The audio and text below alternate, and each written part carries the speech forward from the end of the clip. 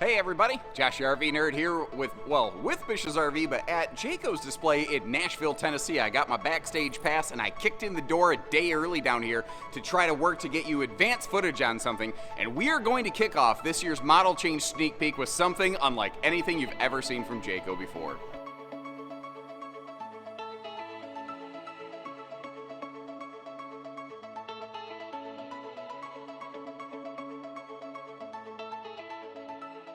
So I want to kick things off by saying hello to the new Jayco J-Feather Volare, which is like Italian for flying high. Now you might hear some whining in the background. They're still literally sound checking the sound system while I'm here, so apologies, I can't control that. But what I can do is give you some advanced early insight into this, and let's take a look with our floor plan in a flash.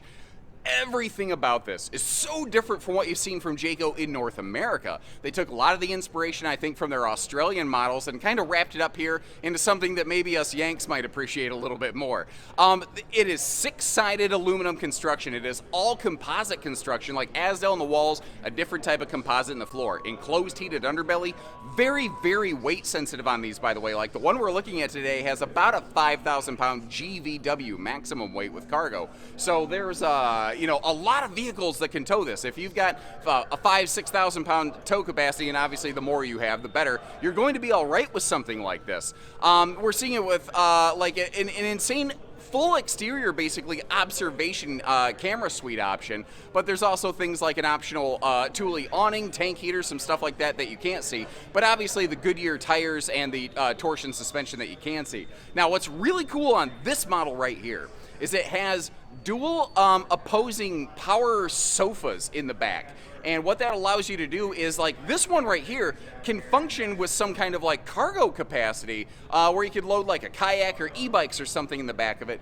Whereas they'll also have a version of this with no cargo door in the back and just a queen bed in the back and a few other floor plans as well. Again, I'm going to cover, not to mention the fact that we've got 400 watts of solar standard on the roof, 400 amp hours of lithium batteries standard on this, an 1800 watt inverter to run your outlets. You could even run like a coffee maker if you needed to. Like, this is a departure. There's so much more I have to cover. I can't wait to hear what you think about this, and let me know what you like, what you dislike, and if you appreciate how we get you that inside look at everything, make sure you hit that subscribe button and catch us on the next one. But for now, let's kick the door in on this thing and get going. Seriously though, they have this thing parked front and center. I'm like right next to everybody. I'm kind of holding the camper hostage to get you this footage today. I'm getting a lot of dirty looks from a lot of people who don't write my paycheck, which doesn't necessarily bother me today, but I'm gonna get you the good footage, and maybe you help me write my paycheck. And man, I really wasn't sure where to begin on this one, so we're going to kind of begin from that rear cargo door, the lounge area, just to help you get your bearings, This is a floor plan. It reminds me, a little bit, there's some Airstream inspiration in this layout here, like one of those little base camp kind of guys. It just feels like it's sort of one of those puffed up a little bit. Now, I'm not an expert on those by any means, but there's some good things that I'm seeing here. I'm going to try to work sort of from top down, front to back. I love the lighting on here. I love the, solid lightsaber glow beam lighting. It is lit up like a Christmas tree, and as we go outside, especially later, you'll see it is like all interior RV lighting that we're enjoying right now. Now, what is fantastic on these, again, is when you get to your destination, when you're up here in this front little dining area, the views and the visibility are phenomenal. And those are roll down, like some pretty solid cloth blinds if you want to really blot out the sun right there. I just scared another person off who wanted to kick in the door. I'm not actually trying to be a jerk about it, just I'm doing the best I can, man. Up here, you see the heat ducting coming out of the dinette. Then you see over here there's a big black air duct. Well, this has what's called the Cool Cat. It is a combination furnace and air conditioner, basically. It's like an electric it's a heat pump. It's a bi-directional heat pump, if you know what that is. This is very cool. They're incorporating one of these JBL Bluetooth speakers right here instead of an integrated wired speaker system, which is something I've been asking manufacturers to do for a long time. I think that is a really, really cool feature that they're doing right there. Now, again, pardon the background noise, only so much I can do about that, but look at this right here. It's a smaller microwave. I'll get you a better look at that in just a minute. Jayco was saying on this early prototype they were considering sacrificing some of that space over there to give us a bigger standard solar package. And actually, one of the reasons that kicked off right there was the prototype voice-activated sound system that they have over there. You see that little white hockey puck?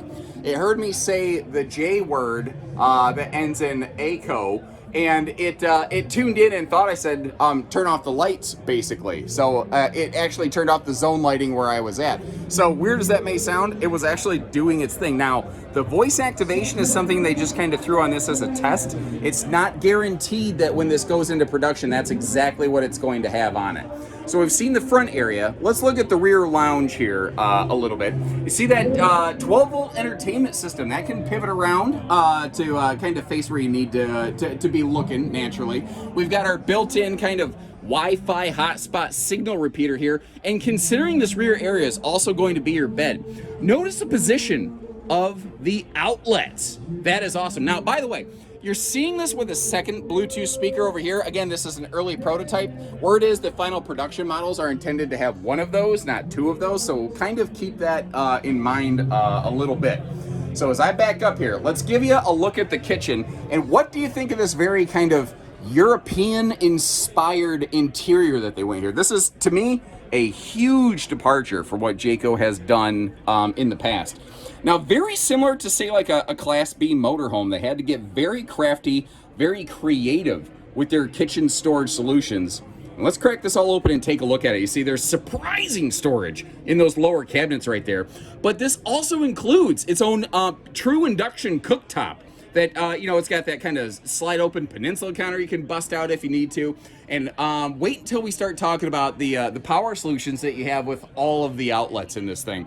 Now, this is a 12-volt DC compressor fridge. It's 5.7 cubic feet in capacity, which is nearly double of what I see from most other builders making anything in a remotely similar style or kind of camper. So I think that they're taking the cake in terms of refrigerator storage.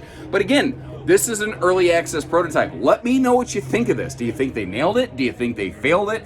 You know, what do you like? What do you dislike? What is your favorite thing? And what would you change given the opportunity? Now, we're going to talk all about construction in just a minute, but first, I want to show you just kind of how this thing sizes up with me. And I think I'm going to kind of use this fan right here as a pass-along baton to give you an understanding of the height in here. So that fan you just saw, it's way up here. These are extremely spacious. Now, it is a smaller, tighter trailer. It is a little bit more compact and condensed in here, but it doesn't feel terrible. Now, it's obviously a very vaulted swept ceiling. It does curl down, but all the way at the very shortest part of this, I'm a little bit over 6 foot standing here with my little nerdy hat on. I've never once had to even come close to ducking in this thing. With the exception of the shower. Anytime you're in something this small, something's got to give, and the bathroom on this one gave a little bit. So once again, a look here from the primary entry door, not the cargo entry door. We come into the wet bath space. There's a little look at me standing up in the shower pan just to give you an idea of how much space is in here. And it is a wet bath, but it's not the worst one I've ever seen. Then again, I will tell you, I am not the target user of an RV like this. This isn't exactly my style of camping, and I'd really be curious to know from people who do any sort of camping like this, like, what do you think about it, you know? Is there any tweaks or anything they should make to this bathroom? Again, very similar to the bathrooms that you might see in like the Jayco Terrain Class B motorhomes. And as Sir David Attenborough would say, and here we have the Jayco Jayfeather Volare in its natural habitat. Actually, this thing doesn't yet have a natural habitat. I want to remind you, once again, what we are looking at today is an early access prototype. There will be some differences in the final production model, certainly, from what you see here. Any questions you have, please leave me comments. I will do my best to answer them. I don't have all the answers myself yet. Like, I don't know pricing on this yet. As soon as we have the opportunity, I will do my best to try to give you that information. So look at this, right up front here. We're running on, I'm eyeballing it. This looks to be about a 7.5 foot wide platform, sort of like a Jayfeather Micro. But again, you've got that kind of just crazy different look right off the front end, just that massive epic viewing.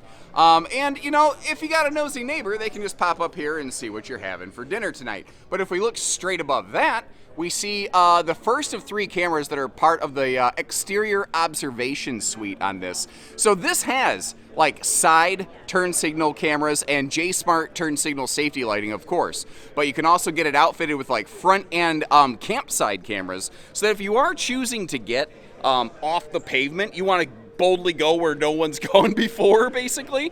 You have the ability to kind of see, was that a raccoon making a noise, or was that a mountain lion off your campsite? Now, what you're not seeing down there is 400 amp hours worth of lithium batteries. And what you're also not seeing is, we take a look up top of that one-piece fiberglass roof. We have 400 watts of solar built right in on this thing. So they are giving us the ability to really realistically spend an extent. Frankly, I don't think the electricity is going to be your limiting point for boondocking. I think your holding tanks might really be the limiting factor in that equation right there. Now, this is something I'm excited to see. This is something that I know a little bit from some of the other RV brands that we handle at Bish's RV. These new stabilizers down here, I absolutely love these things.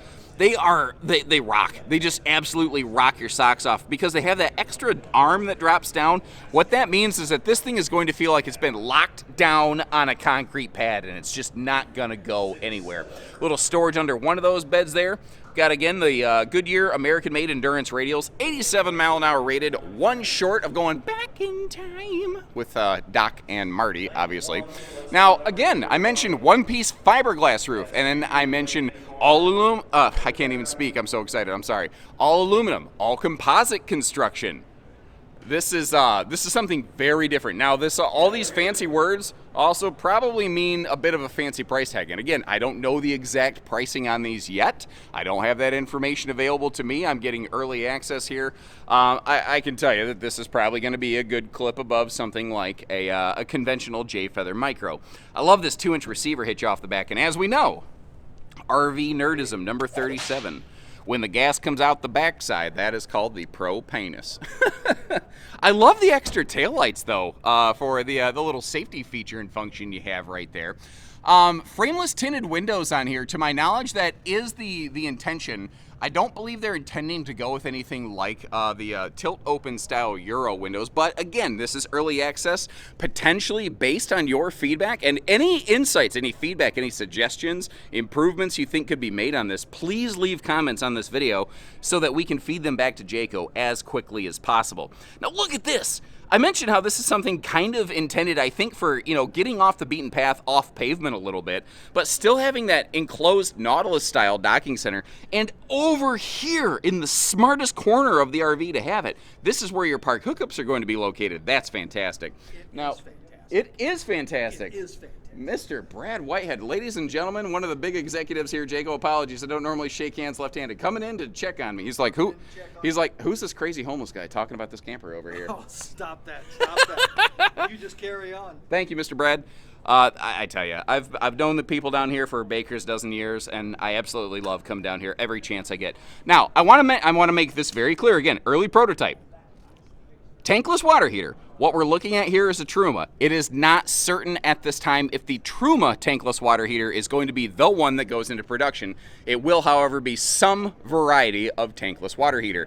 And this thing back over here, that is the back of the Cool Cat, which is the combination heater and air conditioner.